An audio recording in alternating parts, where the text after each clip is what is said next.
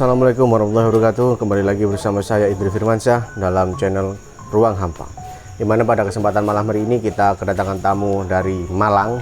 Dia adalah Ko Heri. Selamat sore. Selamat malam ini aku ya. Iya, oke. Salaman dulu Ko. Oke, Gimana kabarnya Ko? alhamdulillah sehat. Sehat ya. Perjalanan dari Malang ke Surabaya lancar Ko? Lancar. Lancar, alhamdulillah. Ya teman-teman, jadi pada kesempatan malam hari ini Ko Heri akan menceritakan pengalamannya yang dimana Ko Heri ini sekarang lagi tinggal di salah satu pergudangan di daerah Malang. Jadi di sana Ko Heri hidup sendirian dan tentunya banyak sekali kejadian-kejadian mistis yang Ko Heri alami di sana. Tepatnya di daerah lereng Gunung Kawi. Ko Heri, ya, gimana ini awal mula dari cerita Ko Heri? Ko Heri hidup di pergudangan itu sendirian. Itu kerja atau gimana kok? Kerja dari kerja. Dalam artian itu gudang itu baru. Dalam artian baru dibeli sama bos, kemudian dibersihin, direhab lah sama karyawannya sendiri, kemudian baru ditempati. Awalnya kan tidak tinggal di situ, tinggalnya di daerah Puring. Dan sekarang Ko Heri yang menjaga gudang itu gitu tak? Bukan juga jaga, kita apa ya? Saya tinggal di situ. Oh, tinggal di situ juga. Ada yang jaga, ada. Cuma kebetulan saya tinggal di situ. Istilahnya Ko Heri ini SPV-nya mungkin ya, yang mengatur dan memanajemen gudang itu gitu kok ya? Kurang lebih. Ya awal mula ada kejadian aneh atau mistis itu gimana sih kok ceritanya kok? Kalau yang saya alami pribadi itu dari pertama 1-2 hari saya datang di situ, dalam artian kita semua karyawan ke situ, dalam artian kita bersih-bersih dan sebagainya, memperbaiki, ada yang rusak atau yang istilahnya dibetulin lah, ada yang gimana dibetulin, dibersihin, dipel dan segala macamnya lah, sepertinya kita pindah rumah lah ibaratnya gitu. Kemudian tetap ya kalau kita di Jawa kan istilahnya pakai adat Jawa ya, tumpengan apa semua, selamatan tetap lah, selamatan juga dibacain doa juga istilahnya gitu. Kemudian waktu itu kan ada istilahnya udah ada yang jaga lah, waktu itu almarhum kan udah almarhum Pak Kis, dia memang kalau dibilang itu sudah 3 kali regenerasi kepemilikan, dalam artian 3 bos. Selama bertahun-tahun itu 3 bos yang dipegang sama dia. Dari beliaunya ini saya ngomong ke beliau, paling 2 minggu lagi saya tinggal di sini. Beliau nggak percaya, nggak mungkin lah kamu orang kota yang biasa hidup di kota, kemudian tiba-tiba kamu harus tinggal di daerah yang terpencil kan gitu. Karena posisinya memang kondisinya bukan di kota. Saya bilang, ya kita lihat besok lah gimana ke depannya. Yang jelas saya bilang 2 minggu lagi saya akan tinggal di sini, menetap di sini. Nanti pelan-pelan saya bawa, saya punya peralatan, saya punya barang-barang, misalnya saya hilir mudik lah untuk di situ, saya cuma di situ, untuk tinggal di situ. Tepat 2 minggu kemudian, sesuai yang saya bilang ke beliau, saya tinggal. Kemudian beliaunya sendiri kaget. Saya pikir istilahnya guyonan gitu loh. Saya nggak nyangka kok beneran, kok sampean berani gitu loh. Kan saya sudah bilang kalau saya mau tinggal sini. Kemudian tinggallah di situ 1 hari, 2 hari, 1 minggu, sampai ganti bulan lah, sekitar 2-3 bulanan. Itu nggak ada kejadian apa-apa pada saat itu. Berawal itu di siang hari. Awalnya itu siang hari, itu sekitar tahun-tahun 2014, ya 2013-14 pada saat itu. Jadi awal-awalnya kita tinggal di situ. Maksudnya sudah 3 bulan lebih lah.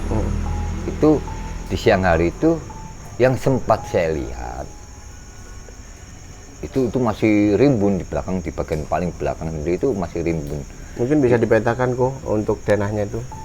Kalau dari pintu gerbang pertama masuk itu pintu gerbang, kemudian sebelah kiri itu kan ini istilahnya gudang ini bekas tempat penyimpanan atau pengopenan tembakau. Istilahnya gudangnya tembakau gitu loh. Jadi di situ ada sisa-sisanya kayak untuk irisan rokok, irisan tembakau dan sebagainya itu ada. Terus kemudian masih pokoknya peralatan-peralatan tembakau itu masih ada dan sisa-sisanya itu masih ada gitu. Terbengkalai gitu. Saya kira diatur. Itu kejadiannya itu di siang hari pertama kali dan saya melihat yang benar-benar melihat itu di antara mau azan zuhur lah. Azan zuhur itu bayangan putih dari pohon kopi. Pada saat itu ada pohon kopi. Itu letaknya di mana? Di bagian belakang dekat kolam. Di bagian belakang dekat kolam. Jadi ini sebelah kiri rumah, sebelah kanan juga rumah. Ini lorong tapi maksudnya lorong lebar gitu. Satu mobil masuk lah. Itu agak besar, agak ruang besar gitu di halaman besar itu tengah. Sebelah kanan itu ada kamar mandi 2. Terus kalau sebelah kiri itu ada sumur, kemudian di deretannya setelah sumur itu ada deretan bekas kamar mandi. Ada sekitar 4 atau 5 lah kamar mandi kecil. Kemudian lurus terus garasi, terus ada bangunan kosong lagi. Entah untuk apa saya kurang tahu. Terus kolam bekasnya kolam ikan juga dulu. Oh, yang belakang sendiri kolam berarti. Belakang sendiri kolam ikan. Nah, di antaranya itu masih ada dulu waktu itu masih ada pohon kopi. Di antara apa itu? Di antara garasi ada ruang kosong ini. Mau ke kolam ini ada pohon, ada pohon kopi istilahnya. Ada pohon kopi, sebelah kanan itu kerengkeng. Nah, ini bayangan putih, kain putih ini tadi terbang dari arah pohon kopi. Terbang tapi dia nembus ke tembok, ke dinding tembok itu. Nah, waktu itu kejadian di siang hari. Itu yang pertama kali yang saya dapat itu. Terus dengan berjalannya waktu ya kurang lebih sekitar sudah 6 bulan lah di situ, hampir setengah tahun lah. Itu ini sampai hari ini saya masih berpikir apakah itu nyata ataukah halusinasi. Jadi bayangannya kita sendiri itu, kita ketakutan sendiri, ada rasa takut sendiri.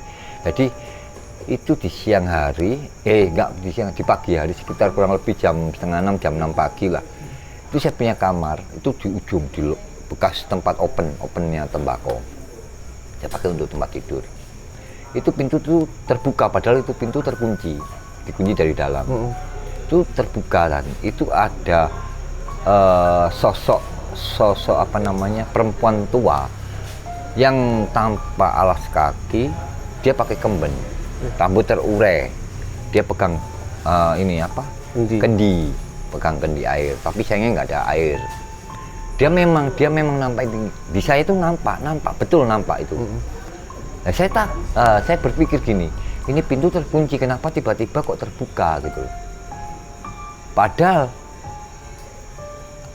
ya memang terbuka. Pada akhirnya ketika saya terbangun, karena mungkin gimana tiba-tiba saya terbangun dan saya nyata memang itu terbuka dan memang masih pagi. Itu kejadian yang kedua dari bayangan putih tadi, kain putih. Yang itu yang pertama di siang hari.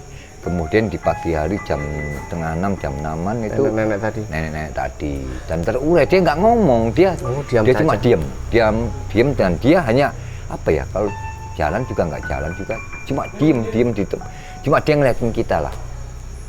Mungkin kalau saya berpikir, karena ini saya juga tanya ke si penjaga yang karena sudah bertahun-tahun yang di situ ya, lebih tahu, lebih detailnya, dia mengerti bagaimana kondisi di sini. Dan itu tempat memang lama nggak ditempatin, entah berapa tahun udah nggak ditempatin. Terus tiba-tiba dibeli sama saya punya bos, dan saya tanya, itu siapa? Itu. Langsung dia bilang, itu yang biasanya yang main-main, ya istilahnya dia punya tempat itu di belakangnya kamarnya yang sampean tempati ini. Maksudnya di belakang saya kan ada sumur tua, jadi dia itu tinggal di situ. Rumahnya di sumur itu berarti? Dia tinggalnya di situ ya, anggap aja rumahnya di situ ya. Kalau sore atau siang itu dia di depan di bagian musola. Dulu dipakai tempat untuk sholat. Jadi di musola itu dia kalau siang sampai dari sekitar jam-jam 11-12 atau jam 2-an lah, dia main di situ. Nah, akhirnya saya tanya siapa dia. Oh, biasa yang jaga, yang anu lah, istilahnya yang apa ya, yang ada di sini gitu loh, istilahnya yang mungkin penjaganya lah. Iya benar. Yang dari barang abstrak ya, dia pengen kenal, mungkin seperti itu. Oh, nggak nakutin, nggak, itu cuma nganu aja. Oh ya udah kalau gitu. Itu yang kejadian kedua. Terus kejadian yang ketiga itu saya keluar sama si penjaga ini mau masak air. Akan ada dapur situ. Yang ya istilahnya kalau orang desa itu bilang pawon lah. Iya. Itu kita baru jalan mau deketin mau masuk di tempatnya dapur itu, istilahnya pawon itu, tiba-tiba itu ada lemparan batu bata, separuh lah, tengah 6 pagi. Kan nggak masuk akal, pagi-pagi masa ada yang kayak gitu. Ya aku mikirnya sih gini, simple lah, kita mikirnya logikanya nggak mungkin lah, ini mungkin ada orang yang iseng atau gimana. Tapi kalau iseng kok gimana ya, nggak ada yang orang yang sebelah, nggak ada, tanah kosong sebelah juga. Bukan nggak ada bangunan, cuma ya sekedar bangunan berdiri itu aja, pagar itu. Itu yang kejadian ketiga. Kemudian kalau suara-suara, sering sih suara-suara, sampai akhirnya udah terbiasa lah, udah terbiasa. Kemudian kan kalau kita di Jawa ini kan kita berpikirnya setiap malam Jumat itu pasti gimana gitu, suasananya ger atau gimana lah. Ternyata enggak, kalau di situ, di gudang itu, intinya tuh yang si penjaga sendiri yang ngomong ya, itu bukan hari Jumat. Jadi malam Selasa itu udah yang paling gangguan paling besar lah, errornya itu tingkat tinggi. Dan banyak kejadian-kejadian seperti itu, dan kita hanya jalanin aja lah. Berapa kali temen pun membunuh, pada saat itu membunuh dalam artian ada ulat bulu itu dimatiin daripada dia gatel atau gimana. Lah dia matiin, ini kan dia matiin udah, kan nggak dipakai sandal, kan nggak mungkin sandal mau ditempeli di muka. Iya. Tiba-tiba mukanya ini bengkak dan siang hari. Loh, sekarang kalau kita logikanya kita injak, kan nggak mungkin ini di kita nempel ke muka kan nggak mungkin, kecuali kita pegang gini baru tempelin di muka mungkin lah. Itu bengkak sampai matanya udah kayak apa ya, ketutup lah, nggak bisa ngelihat. Akhirnya dikasih pulang. Itu beberapa kali kejadian seperti itu yang kita sempat ini istilahnya sempat tahu lah, saya sempat tahu. Kemudian suara itu di garasi itu ada suara, biasanya pengenalan sih kalau untuk suara karyawan baru itu di suara atau apa, bukan kalau gangguan sih enggak, hanya pengenalan. Ini loh ada aku di sini, mungkin gitu, mungkin berapa kali kejadian seperti itu. Kalau sekarang ya paling mungkin karena sudah ada, kalau dulu kan hanya bunyi burung-burung anu ya, burung ocehan. Kalau sekarang kan udah mulai perkutut, jadi agak ada penangkalnya lah. Pada saat mungkin waktu kerja atau waktu apa itu ada kejadian aneh nggak kira-kira pada saat itu? Kalau waktu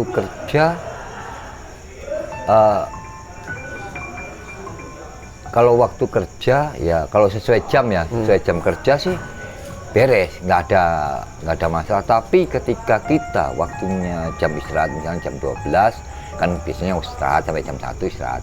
Kalau kita nekat kerja itu pasti diganggu. Pernah kejadian gitu? Pernah.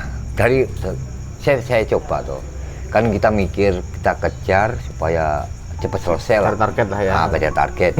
barang stokan ya kita kejar target. Waktu itu saya isi satu dus itu 35 biji dan udah diisolasi kenceng lah. Di packing lah, udah rapi, sudah ditumpuk. Itu sudah ditumpuk kan ditindis. Di atasnya lagi disusun lagi. Ini yang ditindis ini bisa lepas kan, nggak masuk akal. Ya kita bilang nggak ada orang. Siang, bukan malam, siang. Kalau malam sih relatif sepi. Kalau siang tuh lebih kalau di tempatku itu di gudang itu kalau siang lebih gimana ya, lebih semeriwing lah daripada di malam hari. Karena kalau malam hari nggak terlalu siang sampai sore antara jam 4 lah. Di situ ada pohon lemon nipis itu untuk sambal. Ada teman kebetulan waktu itu kumpul teman, dia minta, "Mas, aku jaluk jeruk ya, monggo sama cukup." Dia petik beberapa biji lah, pikirnya dibawa pulang kan. Dari mulai dia petik sampai dia bawa di tempatnya kita ngumpul ngopi itu bau amis. Kita baunya bau jeruk, tapi yang metikin tadi dia bau amis. Lo kan aneh gitu loh. Selama kita nggak pernah kayak gitu loh. Kok gimana ya? Kalau istilahnya kita izin, kita kulon nuwun, istilahnya kan nggak ada masalah.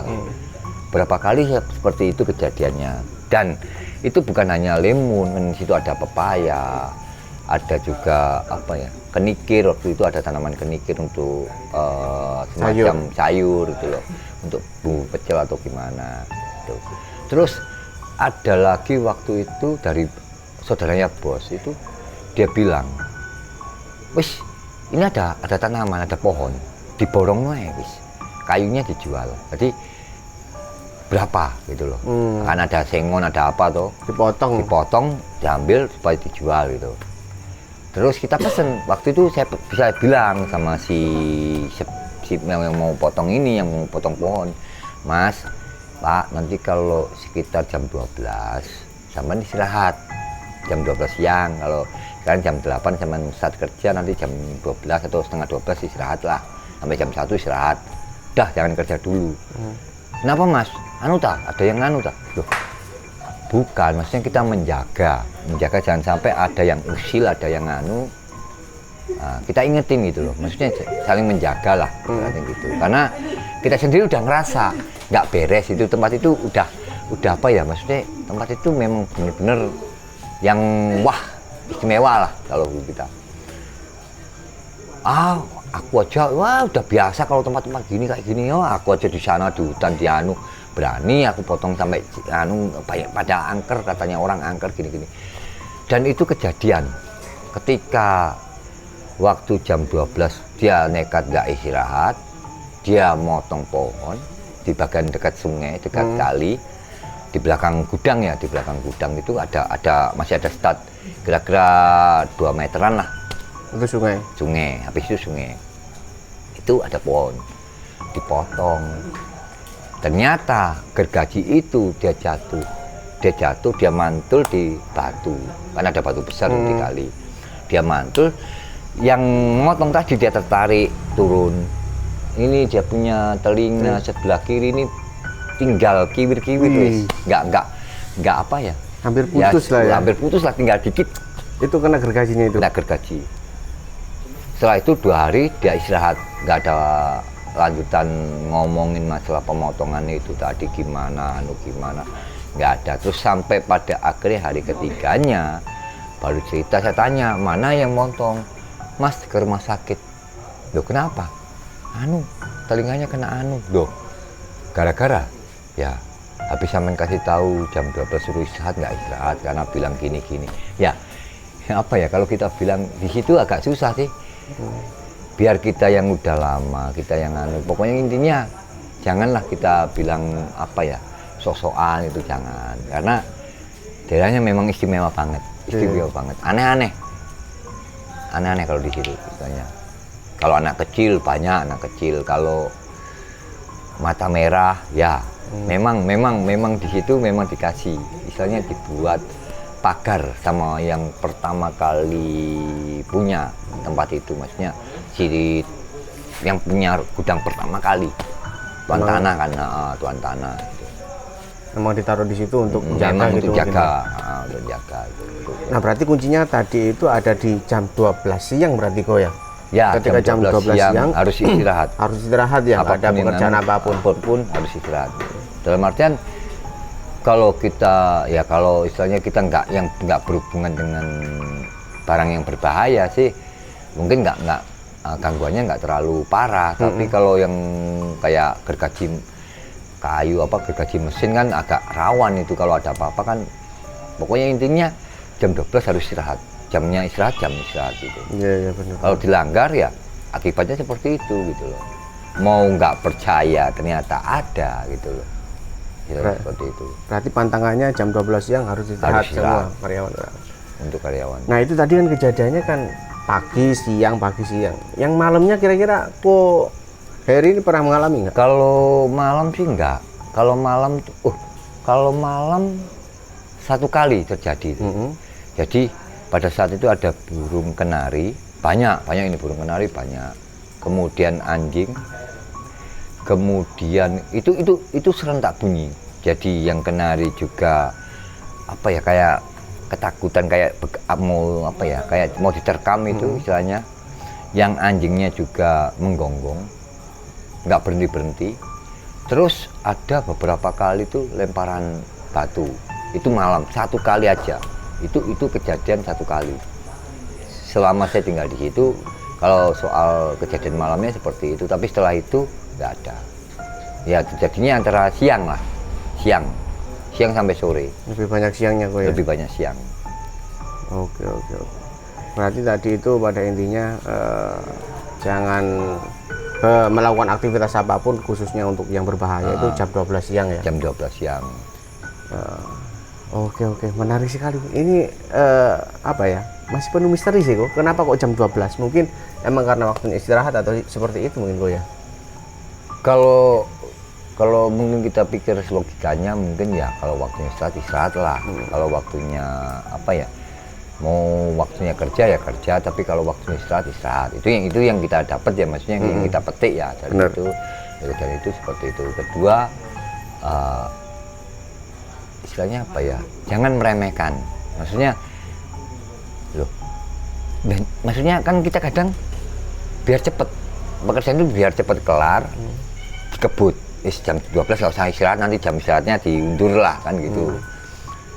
Mendingan enggak, daripada ada sesuatu hal yang kita nggak inginkan itu. Karena ya kalau pas ibaratnya kita kerjanya nggak berbahaya sih nggak masalah, tapi kalau yang pas berhubungan sama kayak listrik itu kan agak rawan. Itu. Kalau untuk sekarang sih kondisinya gimana gudangnya kok? Masih beroperasi kan? Oh, masih operasi. Kalau sekarang udah nggak terlalu separah dulu, dalam artian 5 atau 6 tahun yang lalu gitu. Kalau sekarang aman dalam artian aman tuh ya fleksibel, dalam artian nggak terlalu juga sering menunjukkan eksistensinya gitu ya. Itu. Apa mungkin sudah dibersihkan kok? Apa enggak? Kalau sempat sih sama temen, maksudnya kita minta tolong temen untuk bukan dibersihkan, enggak, dipindah tempatkan, dalam artian kamu nggak mau pindah nggak apa-apa, tapi jangan mengganggu. Benar. Gitu. Cuma ya kan kita maklumi aja lah, karena posisi tempat itu kan, gudang itu kan berapa tahun nggak ditempati, sampai rumputnya itu tinggi-tinggi.